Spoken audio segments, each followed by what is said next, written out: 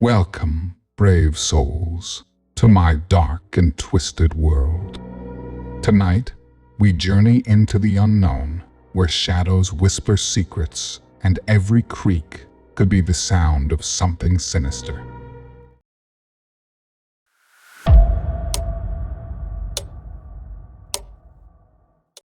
Every time there was a good thing that happened, something bad inevitably followed. Dad was promoted to marketing director in the company he had worked in for 12 years. He had joined the company soon after leaving college and worked his way up the ladder. A month after Dad was promoted, there was a rumor that started to circulate. He was supposedly having an affair with the boss's wife. Dad was unaware of this, but noticed the odd behavior of his colleagues. Suddenly, all social engagements he had with friends were mysteriously canceled due to flu or other ailments. Mom was a housewife, and her circle of friends told her of the rumor. They looked at her with pity. They thought she ought to know the horrible truth about Dad. That evening, there was a big fight, and we thought Dad was going to leave. Mom was hysterical, and Aunt Gail, who lived a street over, came to comfort her. Aunt Gail stepped in and took care of us, made sure we had our lunch for school, and cleaned the house when Mom was curled up crying from a broken heart. Dad had denied everything and got angry that Mom refused to believe him. Aunt Gail told him to move out for a few days until they both calmed down. When Aunt Gail went home one evening, Dad came around and sat down with Mom to talk. By then, they had both calmed down. Dad explained he had lost his job, and whoever spread that rumor wanted to ruin his career. He asked her to stop and think. This rumor mysteriously started after he got promoted. Not only did he lose his job, but his boss also had started a divorce proceeding with his wife. Mom still needed a few days to think things over and went back to her friends who broke the news to her. She wanted to know how they found out and where it all started. Nobody knew. She wanted to understand the facts and if there was anything concrete to confirm the rumor was true. Eventually, Mom chose to believe Dad and chose to trust each other. Another incident I remember was of Mr. Higgs. My neighbor, Mr. Higgs's brand new Mercedes was vandalized by a teenager who believed Mr. Higgs had run over his dog the previous week. When the police asked him how he was so sure of this, he said there was a note left in his letterbox. The unknown author of the note claimed to have witnessed a red Mercedes driven by Mr. Higgs had run over his dog and drove off, leaving it to die. Mr. Higgs was able to prove that he was nowhere near where the dog was killed that day. He was at a pub with friends, and a few of the locals confirmed seeing him there. The damage to his car was extensive, and thankfully, his insurance had taken care of it. And this string of bad luck went on for years. James, my oldest brother, won a place in a spelling bee regional competition, and the day before he was due to attend the competition, he broke his leg in a freak accident. After he came back from school, Aunt Gail had asked him to pop to the shop to buy some things she needed to make dinner. He took his bike, which was stored in the garage, and on his way to the shop, while going downhill, the chain broke, throwing him onto oncoming traffic. Luckily, the truck driver reacted fast, and James only suffered a broken leg. He was unable to attend the competition. Aunt Gail was of immense help and went above and beyond to make us feel better. It always perplexed me why she had chosen to stay single and not have children. Mom mentioned that Aunt Gail was heads over heels in love with someone when she was 18 years old, and she had never revealed who that person was. All she knew was that Aunt Gail was terribly heartbroken for years afterwards. She was never the same. No one was good enough. The neighborhood had come to ignore any unfounded rumors. The ongoing theory was that someone with an agenda was playing a devious game, which had destroyed several families.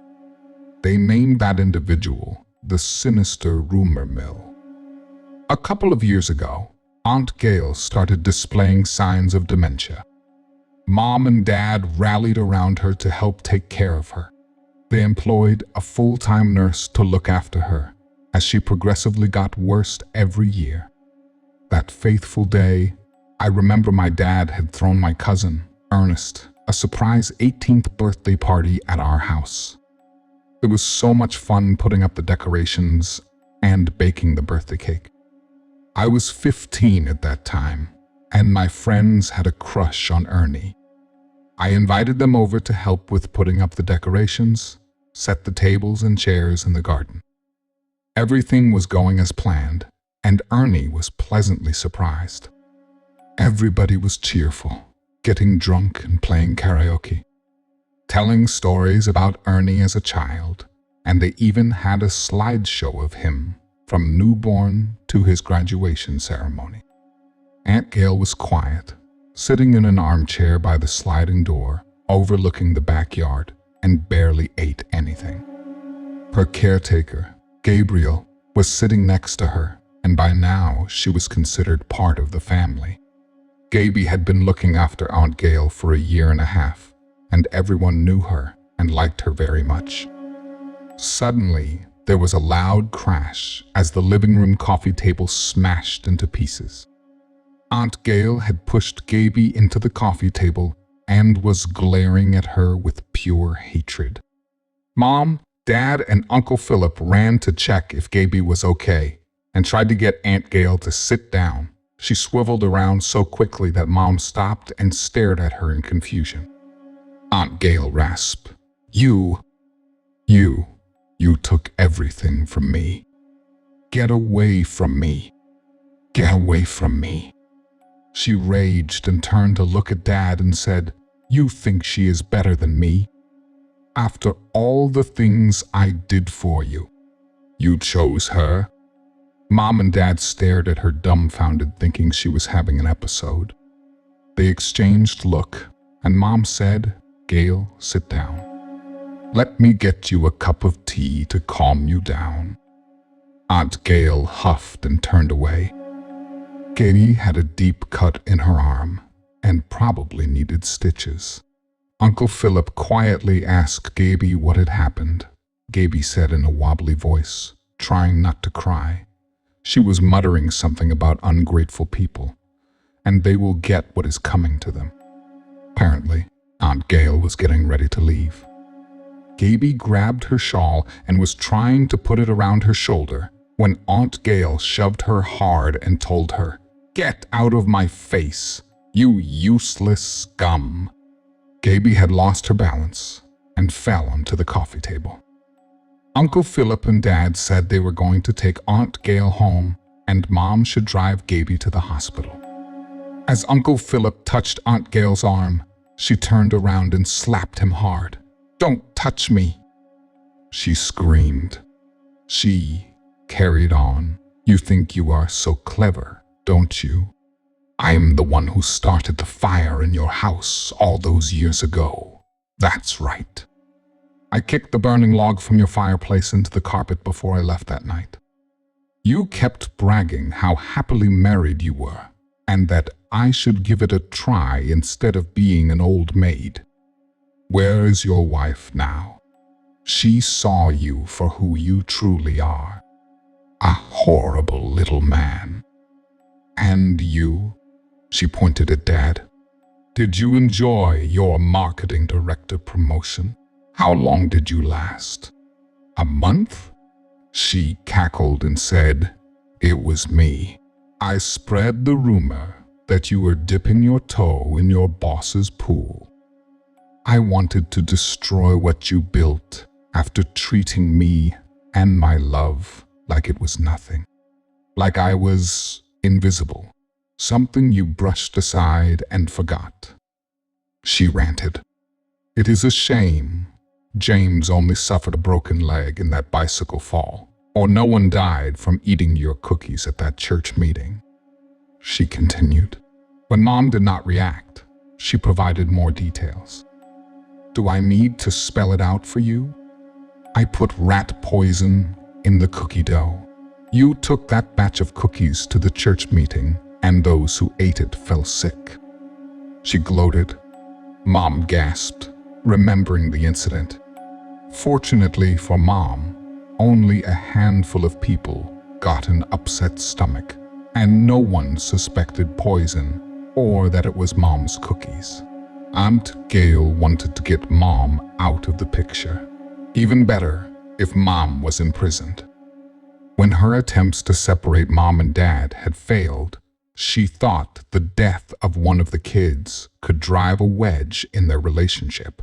She had tampered with James's bicycle chain when it was stored in the garage and asked him to go to the store, knowing that the chain would break. She was a gift that kept on giving. Aunt Gail detailed how she tried to cause an unfortunate accident when I was 5. She had left a handful of nails on the floor where I was playing. Mom saw them and had a fight with Dad that evening, but nothing went as Aunt Gail had planned. She glared at Mr. Higgs and said she was the one who wrote the note accusing him of running over the kid's dog. She had expected the kid to beat him up, but she had picked a wimp who did not have the balls to avenge his dog's death. Her words dripping with contempt. After Aunt Gail finished, everyone's jaw was on the floor. Aghast, some neighbors took their kids and quickly left. Uncle Philip sighed and said he was going to take Gaby to the hospital and gestured for his family to follow him. The party was over and everyone left. Mom and Dad sat on the sofa and did not dare look at Aunt Gail. She was smirking and waiting for a response. She looked like she had won a fight or a war that only she was aware of. Mom slowly asked her, Gail, the man you fell in love with, was it Rob? She pointed at Dad. Gail wailed. We were in a relationship for 2 years, and he completely ignored me when he met you. Like what we had was nothing, and he behaved like I was invisible. Dad coughed awkwardly and asked the kids to leave the room. When no one budged, he sighed and said, Gail, we were never in a relationship. We never dated or had any relationship of any sort. Liar, Aunt Gail screamed. She tried to grab Dad, but Mom grabbed her arms and pushed her back in the chair. Sit down, Mom told her. Aunt Gail was crying hysterically with her face buried in her hands, rocking back and forth. Dad decided to call Dr. Hannigan, Aunt Gail's doctor, and explained the new development to him. Dad came back and told Mom quietly that Dr. Hannigan was coming over and they were going to admit Aunt Gail. The wait was atrocious, and Dr. Hannigan and his assistants arrived 15 minutes later. They sedated Aunt Gail and took her away without incident. A few months later, Dr. Hannigan sat down with Mom and Dad. He had diagnosed Aunt Gail with delusional disorder. It was a condition that went undiagnosed for a long time. It started when she was around 18 years old, around the time she thought Dad was in love with her and that they were in a relationship. Mom felt so guilty. She had never seen any signs that something was wrong with Aunt Gail. In hindsight, it was pure luck that Aunt Gail had managed not to kill anyone all these years. And after she was interned in a psychiatric ward, we felt like an invisible fog had lifted.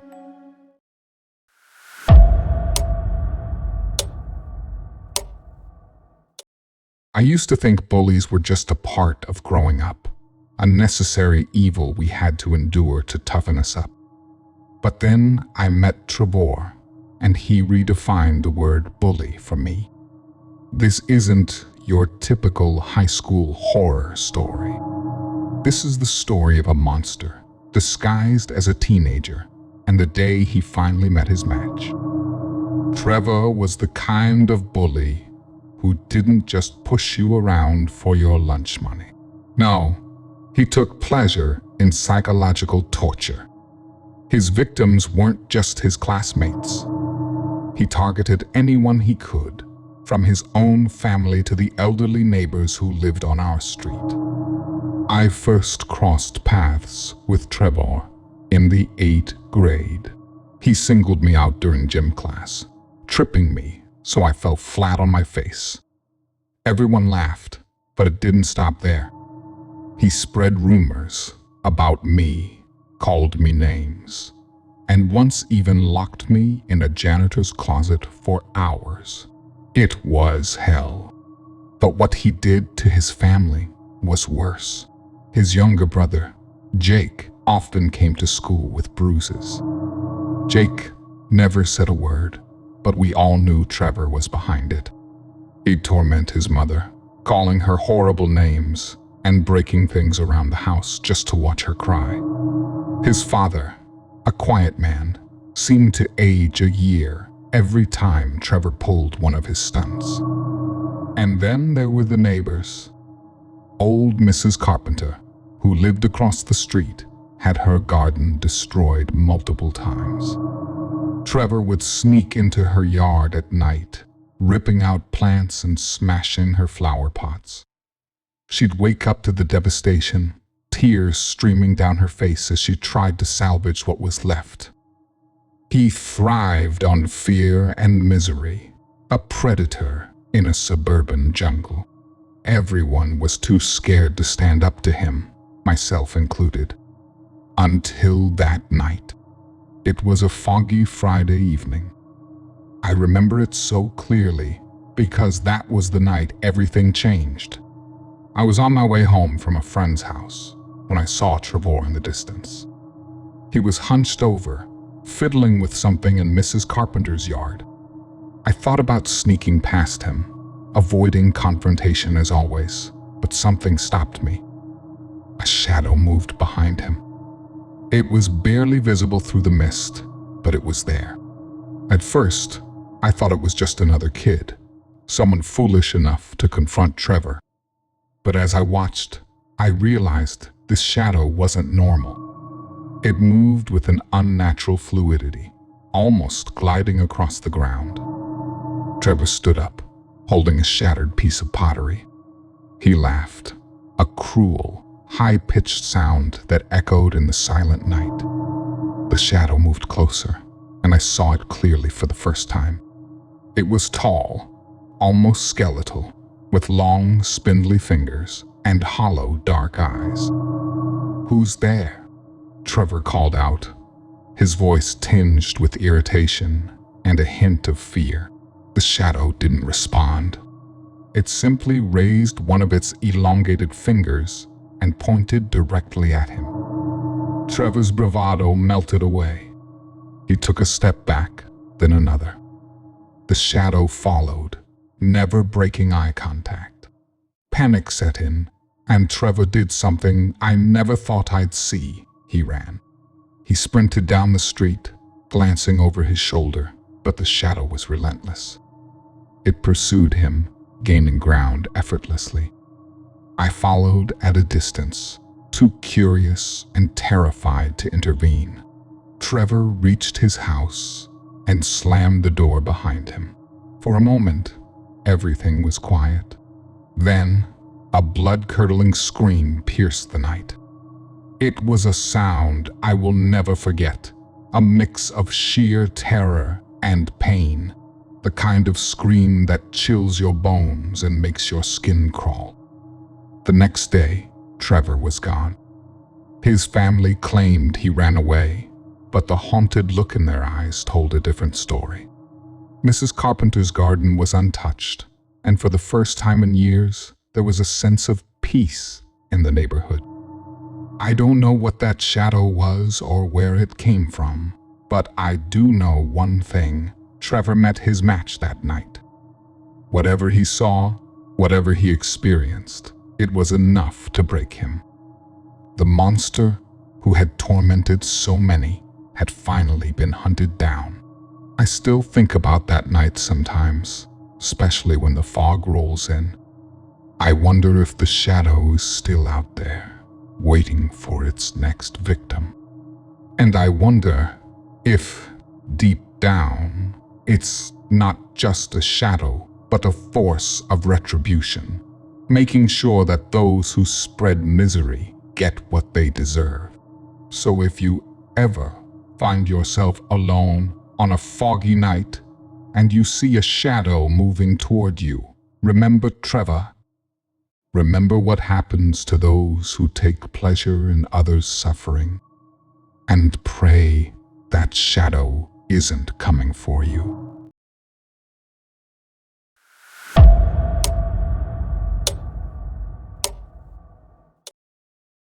You know those stories you hear about haunted places, the ones that seem like urban legends? Ash Grove High was one of those places. But it wasn't ghosts or demons that terrorized us. It was something much worse. It was Ethan. I transferred to Ash Grove High in my sophomore year. From the moment I walked through those doors, there was a palpable sense of fear that hung in the air. The students walked around with their heads down, shoulders hunched, like they were trying to make themselves as small as possible. I quickly learned why. Ethan ruled Ash Grove. He wasn't just a bully. He was a force of nature, tall, with piercing eyes that seemed to see right through you. Ethan had a presence that made everyone tremble. It wasn't just the physical intimidation. It was the sheer malice in his eyes, the way he seemed to enjoy the fear he instilled in others. I remember my first encounter with him vividly. It was in the cafeteria. I had just found a seat and started to eat when a hush fell over the room. Ethan walked in, his eyes scanning the crowd. He walked over to a kid named Jason, a quiet, studious guy who never bothered anyone. "Hey, loser," Ethan snarled. "You're in my seat." Jason, visibly shaking, muttered an apology and quickly moved. Ethan smirked, then looked around the room, locking eyes with me. My heart pounded in my chest, but I forced myself to look away.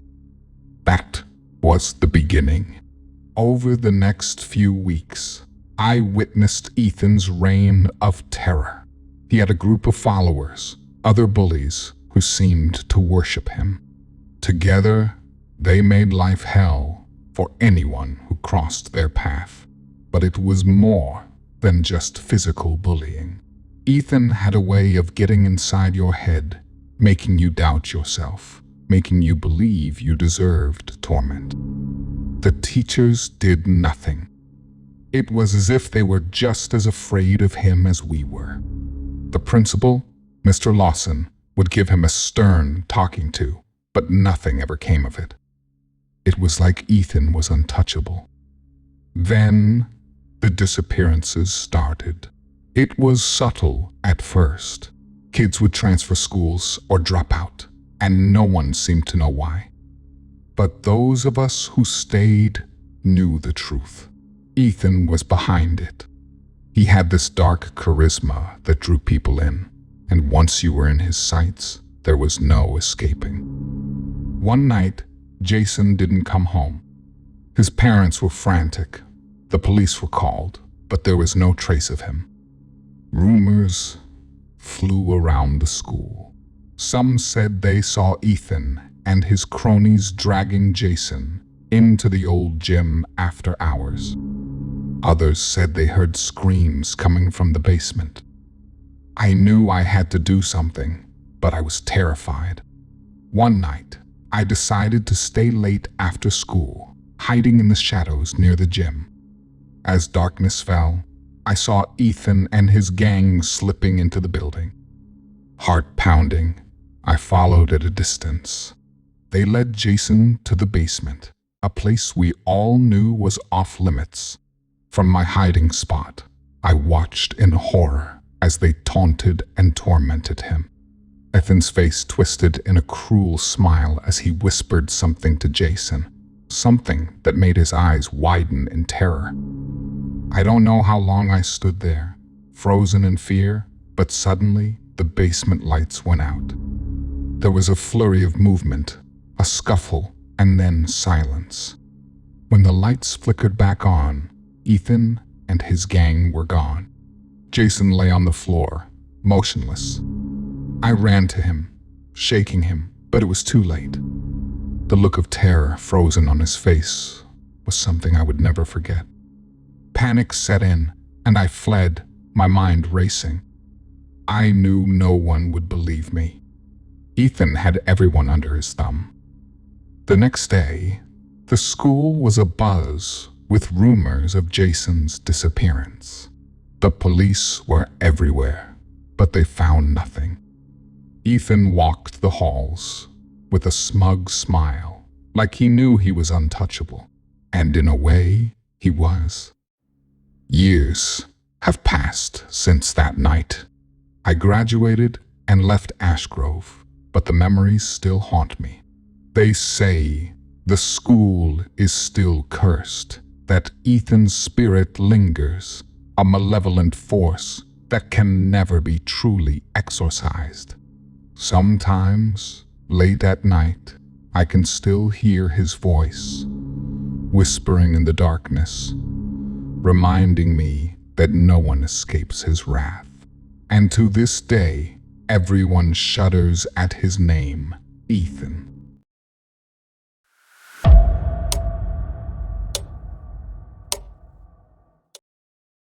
I've been a janitor at Crestwood Academy for over 20 years.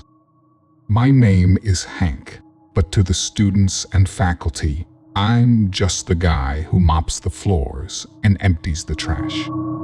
I'm invisible to them, a part of the background, a ghost in their everyday lives. I've seen and heard more than they realize. I know their secrets, their joys, and their sorrows. But none affected me as deeply as the cruelty of one girl, Victoria. She was rich, spoiled, and deeply unhappy. Her parents were always away, leaving her to rule the school unchecked. She bullied anyone who dared to cross her path, leaving a trail of broken spirits in her wake. Some students couldn't take it and chose to end their own lives, and each time my heart broke a little more. I remember the first time I found a student after they had chosen to self-exit. It was a boy named Tim. He was quiet, kept to himself, and I often found him sitting alone in the library. One morning, I found him hanging in the janitor's closet, a place he knew no one would find him for a while. His note mentioned Victoria and how he couldn't endure her torment anymore. I was the one who had to cut him down, my hands trembling as I did. After Tim, there were others. Lisa, a sweet girl with a bright future, jumped off the school roof. Michael, a talented artist, overdosed in the art room. Each time, their notes blamed Victoria, and each time, I had to clean up the aftermath, the blood and the tears that no one else seemed to see. Despite their pleas for help, the principal did nothing. The school relied heavily on the financial support from Victoria's family, and so her reign of terror continued. I wished I could do something, anything, to stop her, but who would listen to a janitor? Then, one night, something changed. I was finishing up my rounds when I heard whispers echoing through the empty halls. At first, I thought it was just my imagination, the product of too many sleepless nights. But the whispers grew louder, more insistent. They seemed to be coming from the direction of the old gymnasium. Curiosity got the better of me, and I decided to investigate. As I approached the gym, the air grew colder, and I could see my breath forming in front of me. I pushed open the doors and stepped inside. The gym was dark, save for a sliver of moonlight filtering through a broken window. I felt a presence, a heavy, oppressive feeling that pressed down on my chest. And then I saw them, shadowy figures, barely distinguishable from the darkness, moving slowly towards the center of the gym. In the center, standing alone, was Victoria. She looked terrified, her eyes wide with fear. The shadows closed in around her, and I heard the whispers again, louder this time, filled with anger and sorrow. "You took everything from us. Why did you do it? You'll never escape." The shadows surrounded her, their forms becoming more solid, more defined. I recognized their faces: Tim, Lisa, Michael, and others who had suffered at her hands. They were here, seeking justice, their eyes filled with a cold, unyielding determination. Victoria tried to scream, but no sound came out. She backed away, stumbling, but the shadows pressed closer, their whispers growing louder, more frantic. I wanted to help her, to pull her out of there, but my feet felt rooted to the spot. This was their moment, their retribution. The shadows reached out, their hands cold and clammy, touching her skin. Victoria's eyes rolled back in her head, and she collapsed to the floor, convulsing. The shadows swirled around her, their whispers a cacophony of pain and anger. And then, as suddenly as it had begun, it stopped. The shadows dissipated, and the gym was silent once more. Victoria lay on the floor, unconscious but alive. I approached her cautiously, checking to see if she was breathing. She was, but barely. I called for help, and the paramedics arrived, taking her to the hospital.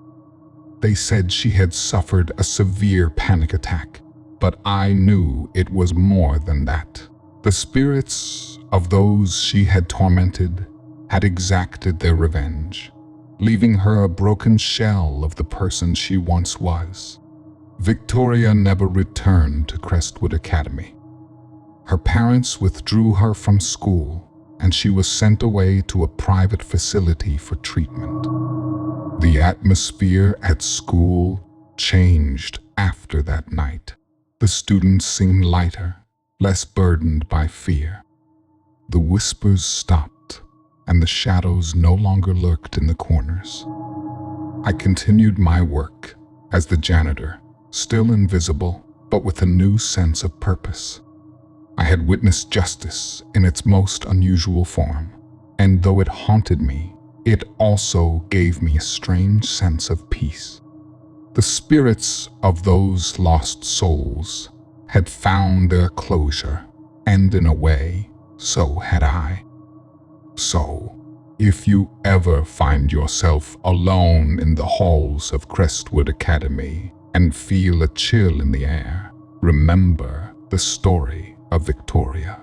Remember that the whispers of the past are always present, seeking justice in their own way. And never forget that even the invisible can see more than you realize. Thanks for joining me on this journey through the shadows. If you enjoyed these stories, make sure to like and subscribe for more haunting tales. And remember, the next time you hear a strange noise in the night, it's probably just your imagination. Probably.